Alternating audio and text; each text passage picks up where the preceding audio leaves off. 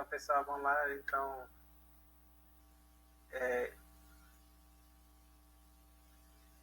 vamos seguir adiante nesse terceiro e último vídeo aqui. Nós vamos ver um pouquinho a respeito sobre velocidade relativa, que foi uma das dificuldades apontadas por uma das alunas que relataram na minha proposta da segunda semana. Ok? Então, velocidade relativa é o seguinte, vamos pensar dois carros ou dois móveis que eles estejam em estradas que sejam ou na mesma estrada reta, ou então em estradas que sejam paralelas, mas que eles estejam na mesma direção.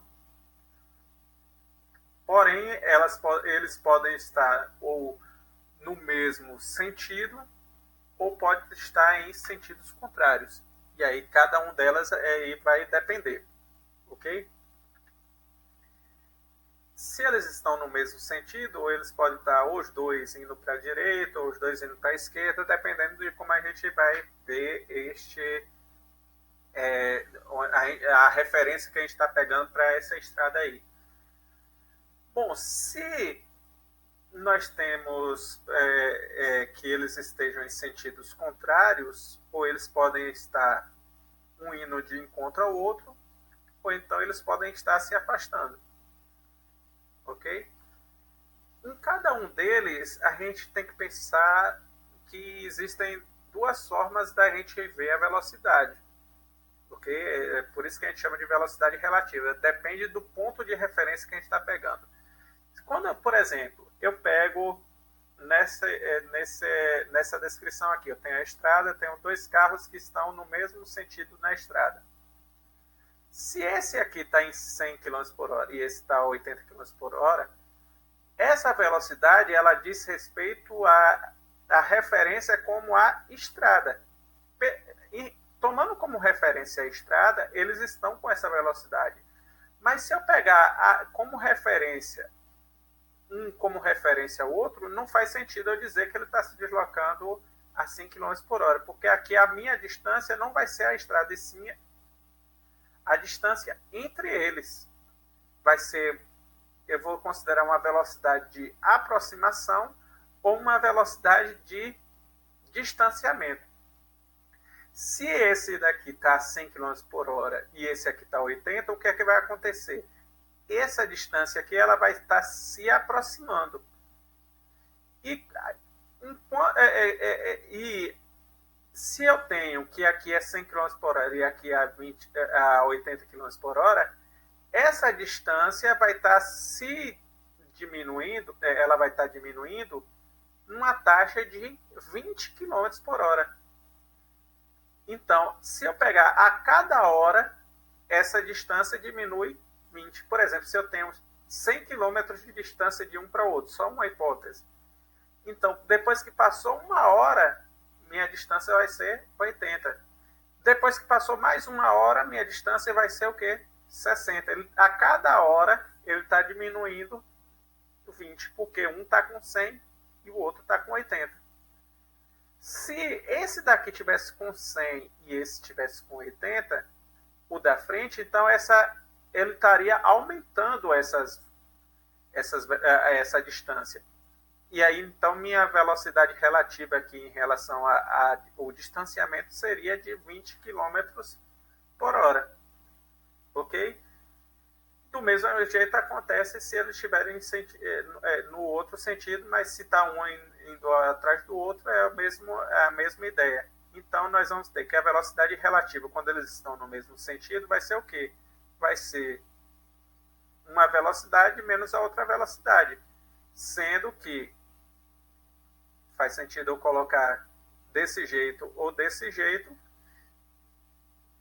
por velocidade 1 menos velocidade do móvel 2, sendo que eu tenho que pegar primeiro a velocidade que seja maior. Se a velocidade do móvel 1 for maior, então pegar a velocidade 1 menos a velocidade 2. Se a velocidade 2 do móvel 2 for maior, então pegar a velocidade 2 menos a velocidade 1. que vai ser a minha velocidade de aproximação ou distanciamento, ok? E se os sentidos forem contrários? Pense no seguinte, se eu estou numa estrada, quando um carro está me ultrapassando, eu vejo ele como se ele estivesse devagar em relação a mim. Agora, se eu tiver um carro e o outro, e os dois estão em sentidos contrários, quando você vê ele na estrada, parece que ele está bem mais rápido, não é isso? Por quê? Nesse caso, a velocidade de aproximação ou de distanciamento, ela não vai ser a subtração, e sim a soma das duas velocidades. Ok? Então, por exemplo, se esse carro aqui está a 100 km por hora e esse aqui está a 80, a distância entre eles vai estar diminuindo a uma taxa de 180 km por hora e não a 20, como nesse caso. Então, a velocidade relativa, quando os sentidos são contrários, ela vai ter que ser somada. Do mesmo jeito do distanciamento, ele vai estar distanciando nessa taxa, da soma das duas velocidades.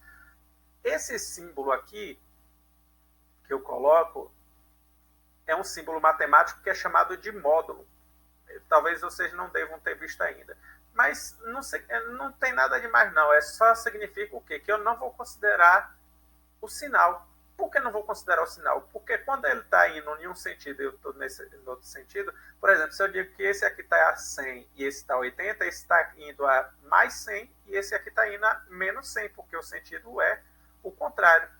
Quando eu coloco o módulo, eu não vou considerar esse menos 100, eu considero só o valor.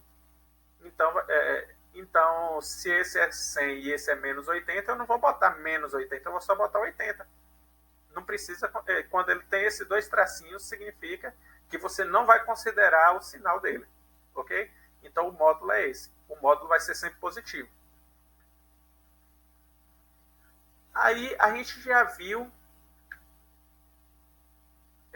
quando eles estão no mesmo sentido ou em sentidos contrários, mas eles estão na mesma reta. Agora, eles podem estar em retas diferentes. Aí, então, seria o sentido perpendicular. Ok? O que é perpendicular? Vamos ver esses dois exemplos. Aqui eu tenho duas estradas, essa daqui está indo de sul para norte, essa daqui está indo de oeste para leste.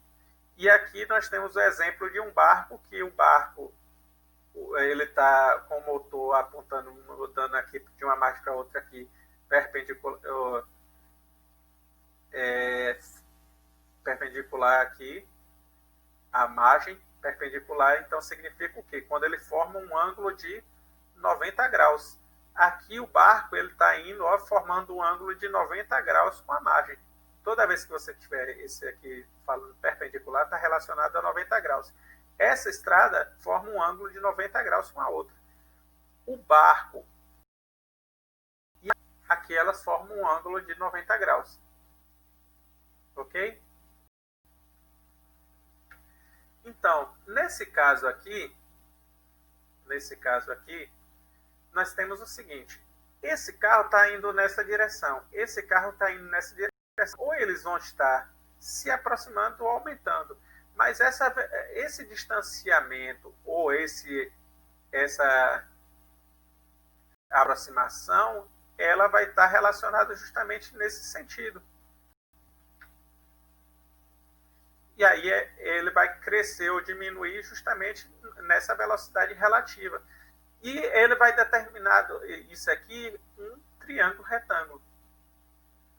Do mesmo jeito aqui, esse daqui também são perpendiculares, ele forma um ângulo de 90 graus. Nesse caso, eu tenho a correnteza do rio está indo nessa direção e o motor do barco está empurrando nessa direção.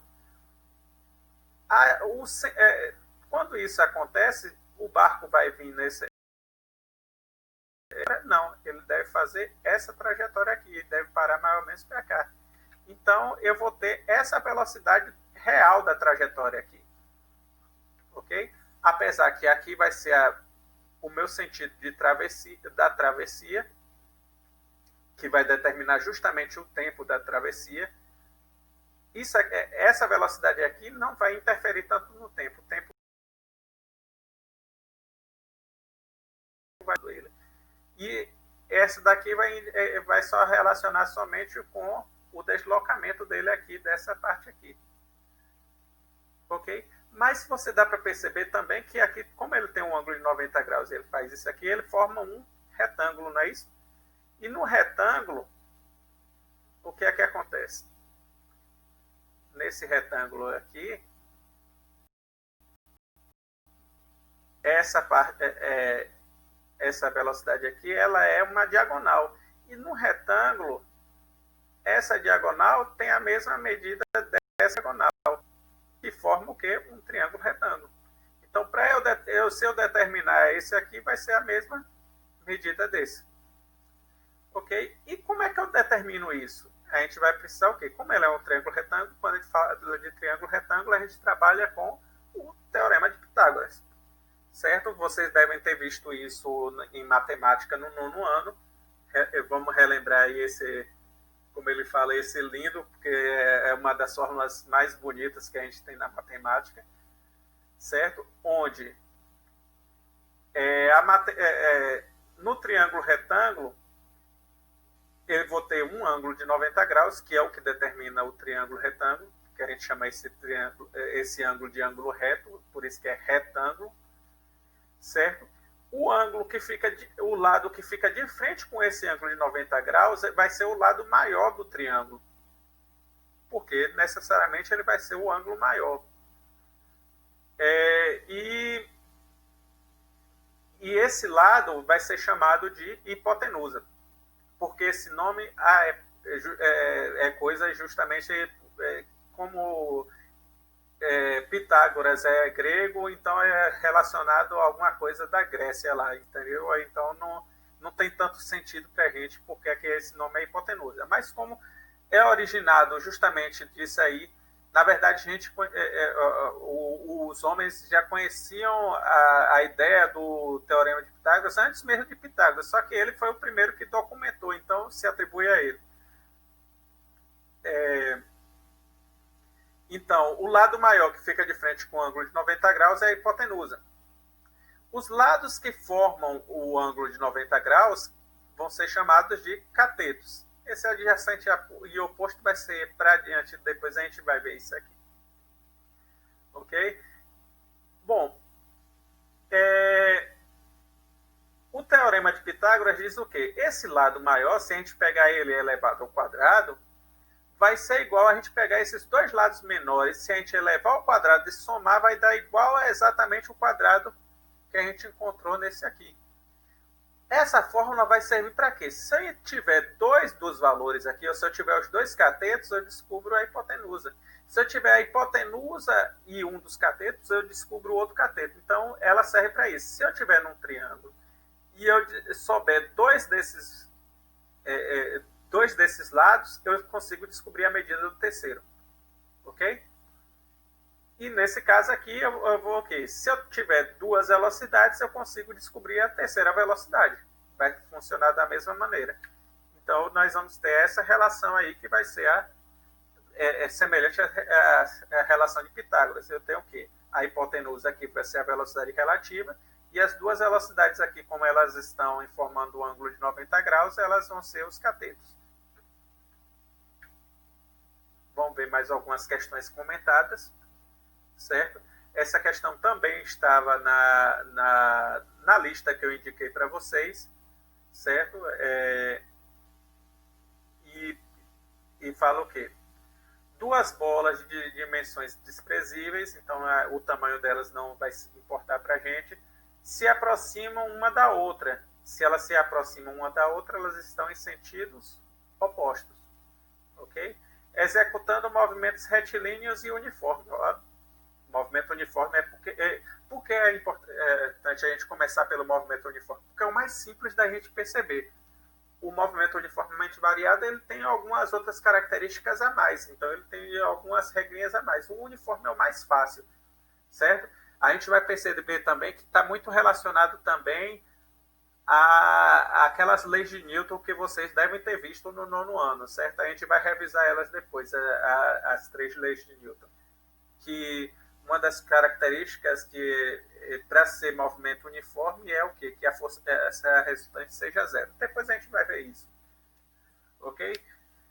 Sabendo-se que as bolas possuem 2 metros por segundo e 3 metros por segundo de velocidade, não é isso?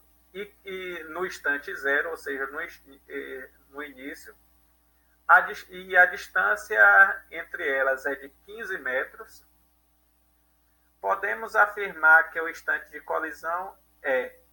Então, ele quer o tempo para elas se chocarem aqui. Tem duas maneiras de resolver essa questão. Eu acho que no próprio vídeo ele mostra das duas maneiras, ok? Uma é utilizando aquela equação do sorvete, mas ela dá um pouquinho mais de trabalho. Se você pensar na velocidade relativa, é mais fácil da gente resolver isso aqui, é rapidinho. Por quê? Se você pegar a velocidade relativa, vai ser a velocidade de aproximação. Então, você tendo a velocidade e a distância, para achar o tempo é facinho. Vamos ver. Como as bolas estão em sentidos opostos e a velocidade de aproximação delas é dada pelo quê? Que vai ser a velocidade relativa, a soma dos módulos das velocidades. Por que vai ser o módulo das velocidades? Porque, por exemplo, se aqui eu tenho 2 e 3 ele está no sentido oposto, então aqui seria a velocidade 2 e menos 3. Só que eu não vou considerar esse menos 3, vou considerar só o número. Ok? Então a velocidade relativa aqui, a velocidade de aproximação vai ser 2 mais 3, vai ser de 5 metros por segundo. Já que eu matava a questão tranquilo, você nem precisava resolver mais coisas. Certo? Eu só vou formalizar para explicar direitinho, porque eu vou botar uma formulazinha lá que depois a gente pode utilizar ela. Mas aqui já dava para poder matar tranquilo, porque a gente já sabe que a velocidade de aproximação é de 5 metros a cada segundo. Como eu tenho 15 metros, quantos segundos vai ser? Se você pegar 5 metros, você já tem quantos segundos vai ser. Você já tem a ideia, mas a gente vai ver mais adiante. Para se encontrarem juntas, as bolas têm que percorrer quantos metros? 15 metros. Juntas porque tem que ser a distância percorrida de uma mais a distância percorrida da outra para poder elas se encontrarem. Vamos lá. Isso aqui nós temos a fórmula do deslocamento. Se lembra dela? ΔS, que é o deslocamento, é igual a velocidade vezes tempo. Vamos fazer uma manipulação matemática nesse caso aqui. Bom, se eu tenho 2 mais... por exemplo, x é igual a 3, eu posso dizer que 3 é igual a x, é a mesma coisa. A ordem aí não vai alterar. Okay? É a mesma coisa. Se eu disser que ΔS é igual a velocidade vezes o tempo, eu posso dizer que velocidade vezes o tempo é igual a ΔS. É a mesma coisa. Isso aqui não vai mudar. Se eu mudasse o sinal aqui, porque ele está mudando de lado em relação ao sinal de igual, não ia alterar em nada. Da mesma coisa. Agora vamos pensar o seguinte. Se eu tivesse isso aqui, 2x...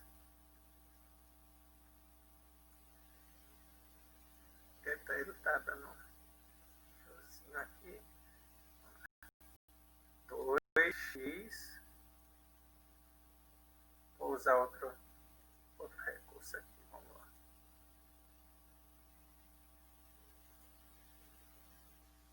Se eu pensasse assim, 2x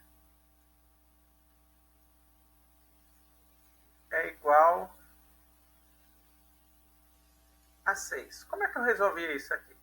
Esse 2x aqui é a mesma coisa de 2 vezes x. Eu fazia x é igual.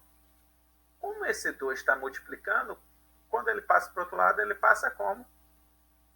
Dividindo. Não é isso?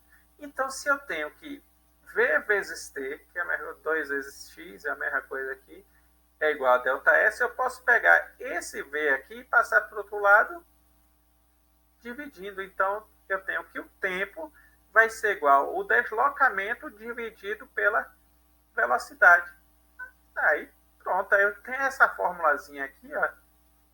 que vai me ajudar. É ela que a gente sempre vai poder utilizar isso aí. Ok? Vamos seguir adiante.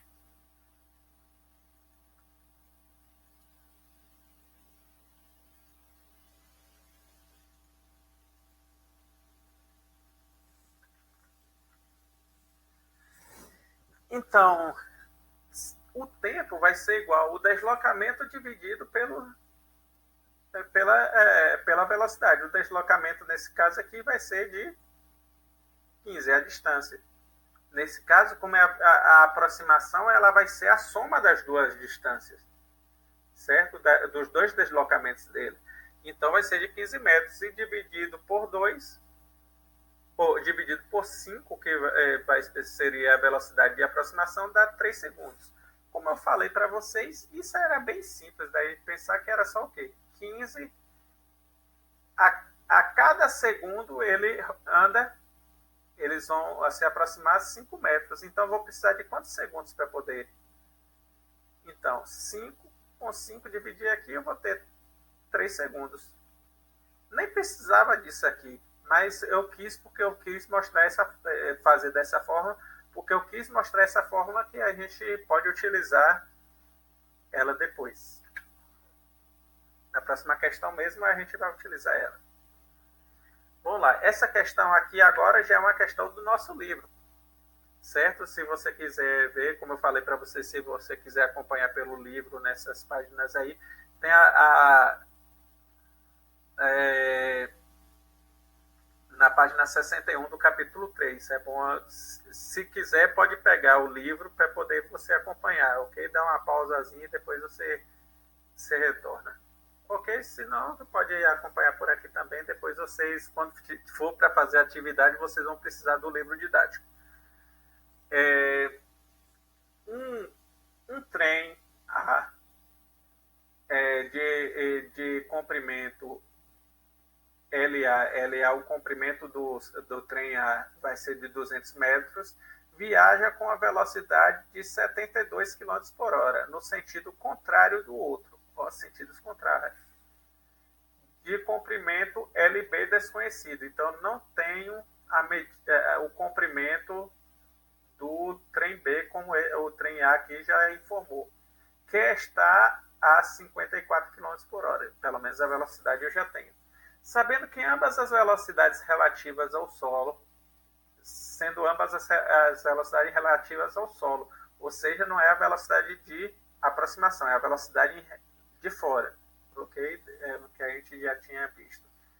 Se o cruzamento completo dura 10 segundos, ele informou o tempo. Na outra ele tinha informado a distância, esse aqui ele informou o tempo. Qual o comprimento do segundo trem, do trem B? Na figura tem até, na questão lá no livro, tem até a figurazinha. Vamos lá. O cruzamento dos trens se inicia quando a parte frontal de cada móvel se cruza. Então, aqui eu tenho o primeiro trem, o trem A, que tem 200 metros, e esse trem que eu não sei quanto é. Mas quando é que vai acontecer o cruzamento dele? Começa quando essa parte aqui passa na mesma linha que esse. E quando é que ela termina? Quando o fundo passa junto com o fundo aqui. Então, quanto é que vai ser o deslocamento? O deslocamento vai ser o quê? Vamos considerar, fixar esse ponto B aqui, a frontal aqui. Quando ele deslocar isso tudo, ele vai deslocar tudo isso aqui, só que não vai parar, ele só vai terminar quando ele deslocar ainda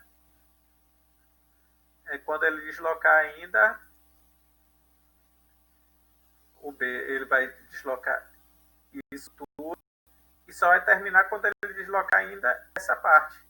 Então, o deslocamento total vai ser, no cruzamento, vai ser a soma das duas distâncias, dos dois comprimentos.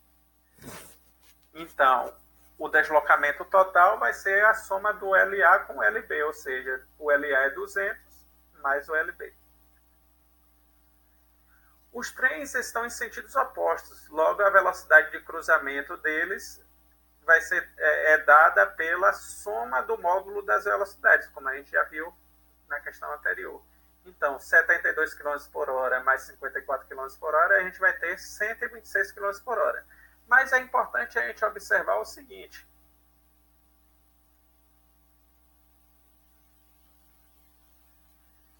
a velocidade, o comprimento aqui é dado em metros. Então, a gente não pode utilizar isso aqui em quilômetro por hora. A gente tem que fazer a conversão. Ok? Vamos quando a gente fala da conversão,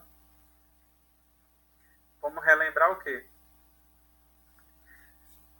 A conversão das unidades de medida de velocidade, é o famoso 3,6. Se eu tenho de metro por segundo para quilômetro por hora, eu divido por 3, ou eu multiplico por 3,6. Se eu tenho de quilômetro por hora para metro por segundo, eu divido por 3,6. Como eu vou transformar de quilômetro por hora para metro por segundo, eu divido 126 dividido por 3,6, aí vocês fazem a conta aí, vai dar 35 metros por segundo. Essa vai ser a velocidade. Ok? O que é que eu vou fazer agora? Eu já tenho a velocidade e eu já sei o tempo. Como assim eu já sei o tempo? Na questão ela informa o tempo. Ó. 10 segundos é a minha duração. Então, sabendo que o cruzamento, a velocidade de cruzamento é 35 metros por segundo e que o tempo gasto para ele acontecer vai ser de 10 segundos, então a gente utiliza a fórmula o quê? O deslocamento é igual à velocidade vezes o tempo. Logo, o deslocamento vai ser de 35 vezes 10 segundos, que vai dar 350 metros, vai ser o meu deslocamento. Mas só que o tamanho de um dos trens é 200. Se lembra aqui que o deslocamento é igual a 200 mais LB? Então, o deslocamento é 200 mais LB, e o deslocamento eu já sei que é 350. É isso? O deslocamento é 200 mais LB, então a gente diz que 200 mais LB é igual a 350. Então, o LB vai ser 350 menos 200, a gente já sabe que a distância do trem, o comprimento do segundo trem vai ser de 150 metros. Você já sabia disso, você pode ir direto, não tem problema, é só que eu estou formalizando que eu tenho que dar passo por passo. Mas daqui você já sabia, 350 você já pode colocar. Então, logo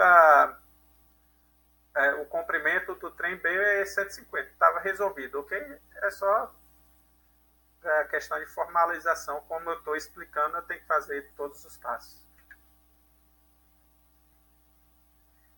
Vamos lá, a próxima questão comentada também está relacionada a essa velocidade relativa, só que agora é de ultrapassagem.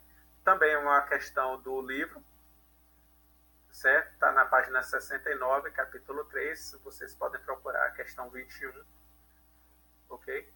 Aqui nós temos a questão 21. Então, um trem de 100 metros de comprimento, viajando a 15 metros por segundo, constantes, ou seja, velocidade, movimento uniforme, é ultrapassado por uma moto que se desloca a 20 metros por segundo, constantes também, velocidade, então, movimento uniforme. Quais são o intervalo de tempo gasto nessa ultrapassagem? Eu quero o tempo e o espaço percorrido pela moto. Então, quando eu falo da moto, eu não vou trabalhar com a ultrapassagem, porque não está sendo relativo. Eu vou utilizar relativo para achar somente o tempo nesse caso. Vamos lá. Como o trem e a moto estão no mesmo sentido, a velocidade da ultrapassagem será o quê? Quando está no mesmo sentido, tem que ser a subtração, não é isso? Então, essa moto aqui está a 20 metros por segundo. O trem está a 15 metros por segundo. Então, significa que essa velocidade, essa moto, ela vai estar ultrapassando esse trem. ok? Como ele vai ultrapassar aqui, então a gente está considerando que eles estão no mesmo sentido. Então, a velocidade para ela fazer essa ultrapassagem vai ser de 5 metros por segundo, que vai ser 20 menos 15. E a distância relativa para ela fazer essa ultrapassagem, lembrando que nesse caso aqui, dos outros que eram os dois trens, eu tinha que considerar o tamanho dos dois trens. Agora, o tamanho da moto aqui vai ser relevante para nesse caso aqui. Então, a gente não vai precisar considerar o tamanho da moto. A distância percorrida aqui vai ser os 100 metros do trem, a distância de ultrapassagem, ok? Não é a distância percorrida, é a distância de ultrapassagem. Aí eu vou ter que utilizar a velocidade de ultrapassagem e a distância de ultrapassagem. Não está relacionado com a estrada, está relacionado com o tamanho do trem. Vamos lá, a gente já viu essa formulazinha aqui, que eu disse que ΔS é igual a velocidade vezes tempo, e aí eu transformei que tempo é igual a distância dividido pela velocidade. A gente já viu isso aqui. Ok? Então, o tempo vai ser o quê? Qual foi a distância, a distância percorrida aí de ultrapassagem? 100. Qual foi a velocidade? 5 metros por segundo. 100 dividido por 5, tenho 20 segundos. É só pensar também, se eu tenho 100 metros e são 5 metros para cada segundo, para quantos segundos eu vou precisar? É 20. É a conta de divisão. É fácil a gente pensar nisso aí. Bom, só que aí eu já tenho o tempo de ultrapassagem, que foi de 20 segundos. Só que agora a questão é o espaço percorrido pela moto. Então agora eu não vou pensar mais no trem, eu tenho que pensar só na moto. Mas o tempo não muda, o tempo é fixo. Ok? Sabendo que a moto se desloca a 20 metros por segundo, não é a velocidade dos dois, é a velocidade só da moto, é 20 metros por segundo. E que a ultrapassagem dura 20 segundos, o deslocamento a gente sabe que é velocidade vezes o tempo, quando é movimento uniforme. Então a gente pode concluir que o deslocamento somente da moto é 20 metros por segundo da velocidade, mais 20 segundos do tempo, então 20 vezes 20, 400 metros. O trem, ele tem 100 metros, e aí eu tenho que utilizar a velocidade de ultrapassagem para saber o tempo. Só que para ele percorrer 100 metros, como o trem também está em movimento, ele tem que percorrer 400 metros para poder passar os 100 metros do trem. Ok?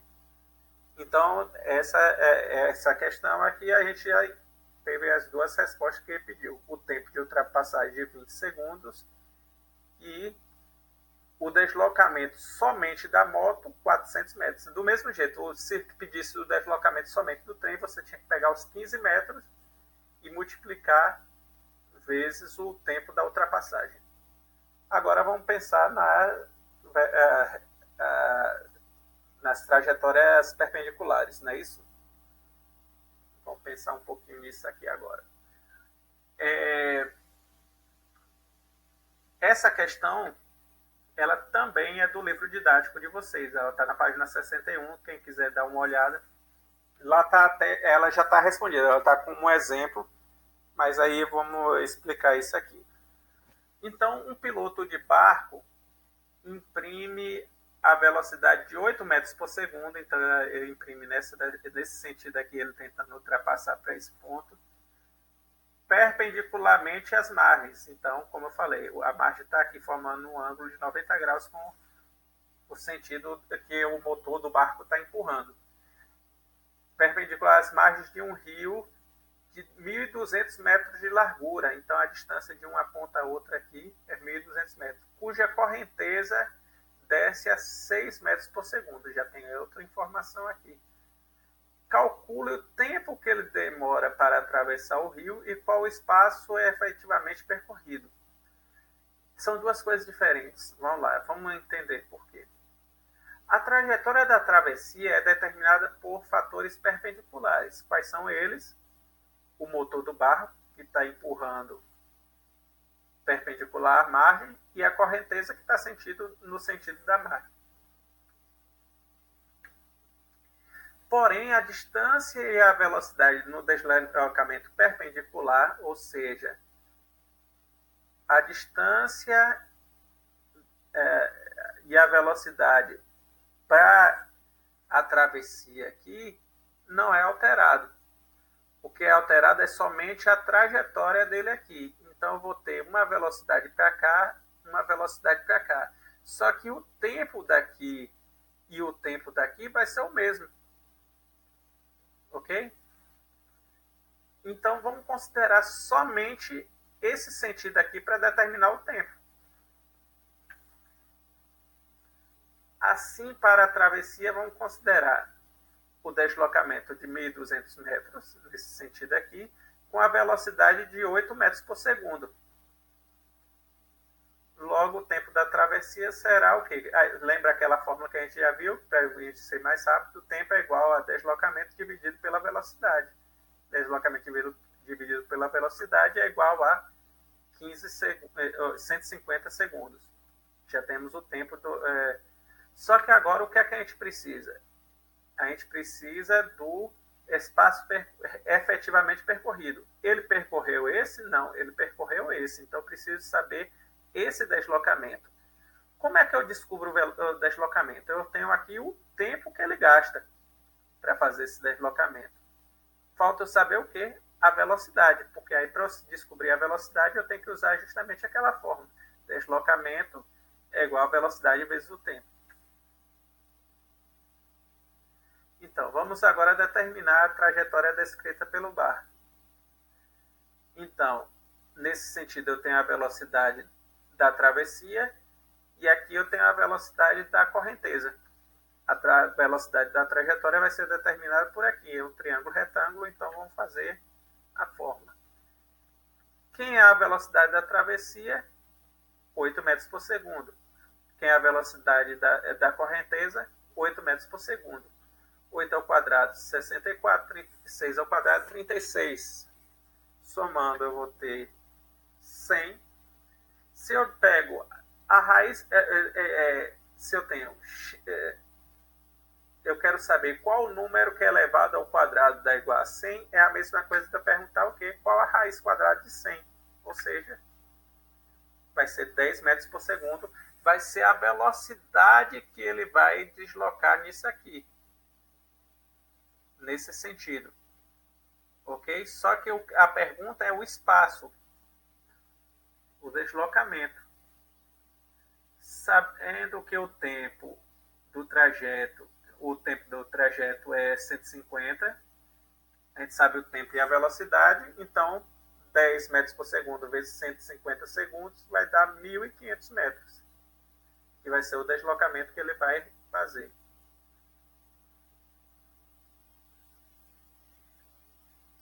E aí a gente encerra essa questão. Então, pessoal, vou deixar para vocês fazerem essa atividade aqui, atividades do livro didático. No Classroom eu vou deixar um formulário para vocês responderem cada questão e enviarem a foto da resolução dessa questão, de cada uma das questões. Lembrando que vocês precisam justificar como é que vocês encontraram, não é só a resposta final, ok?